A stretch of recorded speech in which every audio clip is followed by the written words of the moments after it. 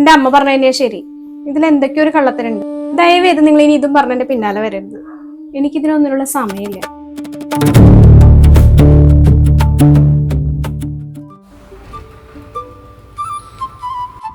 അഞ്ജലി, കാര്യം പറയണോ? നിക്ക്. താനൊന്നും പറയണ്ട. അഞ്ജലി പ്ലീസ്, ഞാൻ പറയണോന്ന് കേക്ക്.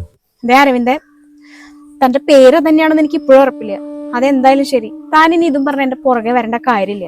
എടോ, എനിക്ക് തന്റെ ഫീലിങ്സ് എനിക്ക് മനസ്സിലാവും.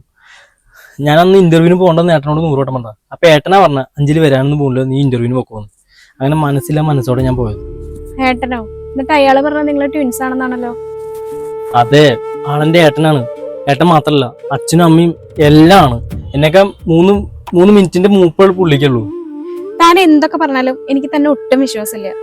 ഞാൻ വരേണ്ടത് മനസ്സിലാക്കിയിട്ട് കുളിച്ച് കുറി മരച്ച് ഒരു വീൽ ചെയറിൽ കയറിയിരുന്നു കഴിഞ്ഞാൽ എനിക്കൊന്നും മനസ്സിലാവില്ലേ? അന്ന് അഞ്ജലി എന്റെ കൂടെ വാ. എന്റെ കൂടെ വന്നു കഴിഞ്ഞാൽ ഞങ്ങൾ രണ്ടുപേരും ഒരുമിച്ച് കാണാലോ. അപ്പോഴും അഞ്ജലിക്കൊന്നും വിശ്വാസമാവുമല്ലോ. ഞാൻ എങ്ങോട്ടേക്കും ഇല്ല. ഇനി താൻ പറയുന്നതൊക്കെ സത്യമാണെങ്കിലും ശരി, ആ വീൽ ചെയറിൽ ഇരിക്കുന്ന പുള്ളിനെ ഞാൻ കെട്ടാൻ പോകുന്നില്ല. അപ്പൊ തന്റെ പ്രശ്നം തീർന്നില്ലേ? താൻ എന്നെ വിട്ടേ. ആ, ഒന്നും വേണ്ട. സത്യം പറഞ്ഞാൽ താനെന്തോ പറഞ്ഞു കേട്ടിട്ട് ഞാൻ വല്ലാതെ തെറ്റിദ്ധരിച്ചു പോയി. പക്ഷെ ഒരു തവണ താൻ എൻ്റെ കൂടെ വരണം. അത് വേറെ ഒന്നും നിർബന്ധിക്കാനൊന്നുമില്ല. എൻ്റെ ഏട്ടനെ കല്യാണം കഴിക്കണമെന്ന് പറയാനുമല്ല. പിന്നെ നമ്മൾ കണ്ടെന്ന് മുതലേ താൻ എന്നെ വല്ലാതെ തെറ്റിയിരിക്കുന്നുണ്ട്. ഇപ്പൊ ഏട്ടനെ കണ്ടപ്പോഴും ഞാനും ഏട്ടനും ഫ്രോഡാന്ന് വരെ പറഞ്ഞു. അപ്പം ആ തെറ്റിദ്ധാരണ ഒന്ന് മാറണം, എൻ്റെ മനസ്സമാധാനത്തിന് വേണ്ടി മാത്രം. ഓ, ഞാനില്ല.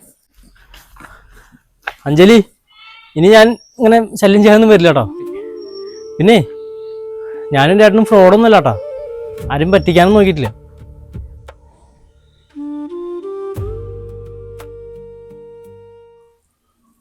അരവിന്ദേ,